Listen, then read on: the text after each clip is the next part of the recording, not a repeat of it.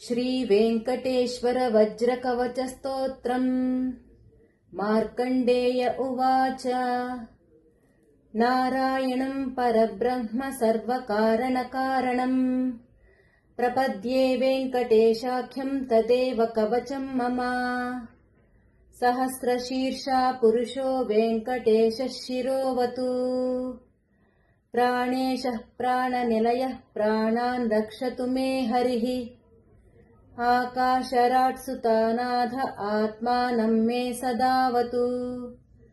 देवदेवोत्तमोपाय देहं मे वेङ्कटेश्वरः। सर्वत्र सर्वकालेषु मङ्गाम्बाजानिरीश्वरः। पालयेन्मां सदा कर्म साफल्यं नः प्रयच्छतु।